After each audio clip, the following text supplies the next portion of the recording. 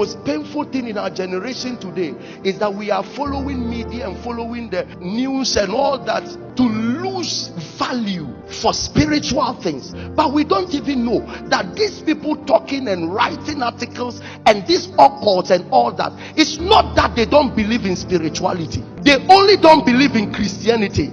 So if you let go your Christian life and you live a life void of spirituality, you will die a miserable death. Those people will write articles on tithes as if you were a devil to pay tithes, but they go to other altars and sacrifice their body.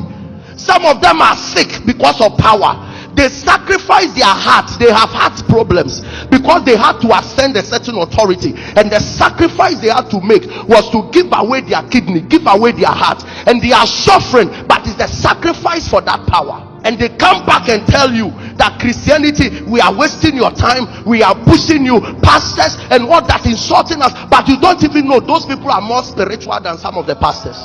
The only difference between us is that we come on open altars, they go on secret altars. Listen, the people we call carnal, they are only carnal by eliminating God, but they are not carnal, they are very spiritual. They are involving Satan in many things they do, that we rise up. Most of us rise up from the bed, start makeup and walk away. You are going to meet a boss who've worshipped his idol for 3 hours in the night, and he comes in and see you holding a Bible, and he say, you people, you spiritual people, but he didn't hold a Bible. He held something. He drank blood. He sacrificed his son. He sacrificed his child. Some people sacrifice deadly things. Parents, they understand what sacrifice is, and they trivialize sacrifice before you. They just gave away their mother, but come to insult you that you gave away 10% of your money. They know what they are doing, and it will take a spiritual mind to understand that this matter, I can be a spiritual man, but without a spiritual mind, I will end up dying miserably. Not everything you see is a non-living thing. Can you imagine that Moses is walking about, sees a burning bush, fire all around the bush, yet the bush was intact in the fire, approaches it and he hears a voice from the bush. How can you have a certain mountain following you and you never knew this thing is not normal? And exactly what he did to the rod, that is exactly what the Romans did to Jesus. The Bible said, for he shall be smitten. The same way Moses smite the rod, that was the same way the rod came as flesh and blood, and the Bible said he was smitten. And when he smite the rod, water came out. Water signifies life. When he died, out of his resurrection we have life. And you think some things are normal? Not every tree you see is a tree. Some trees are something. There are times that you see a wild jackal passing by. It's not an animal.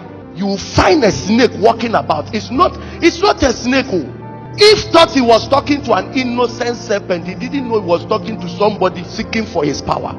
Carnality will always push you to a place where God is there, but you can't see God is there. Carnality is intentionally closing your life from all the realities of who God is.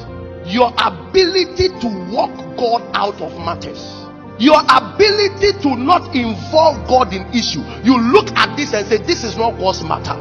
Your ability to lose every consciousness about who God is. That is carnality. So the Bible says that it is only a fool that says there is no God. And sometimes we attribute foolishness in this dimension to atheists. But anytime you treat anything God is involved in as if he's not involved, you are being carnal. In Colossians chapter 3, when Paul was talking about marriage and talking about work and all that, he finished everything and said that whatever you do, do it as unto God, not unto men. It means that even in marriage, whatever you are doing to your wife, whatever you are doing to your husband, it is against God. You are treating the marriage as if God is not involved. There are people who are not born again, but they are trying their best to have spiritual minds. Then we get born again, spiritual people, and they are trying their best to decode our minds to be natural. Oh, this is just a wind. This is just a tree. No, this is just... Listen, there are buildings that eat human beings. You enter, you won't come back again.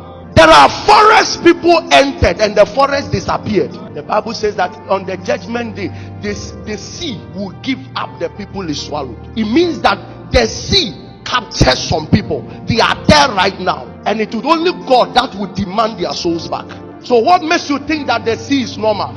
It was in Revelation chapter 6 that the Bible says that, and he saw hell and death riding on a horse. It means that even hellfire is a spirit. Some things are not normal. So do you still think it was a common fish that swallowed Jonah? The Bible said, and God sent a fish. Thank God for some men like Abraham. The Bible said 3 men were passing by, and the Bible said they were passing by. Then he called them. God wanted to visit him, but was still passing by. He called them in, and the first thing he said is that, let me wash your feet of the dust. Can you imagine that God decides to come on earth and he intentionally walked to a point that his whole leg was dusty?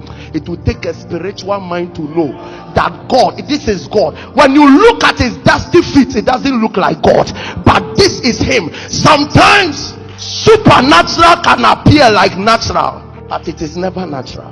It will take a mind that carries the spirit to understand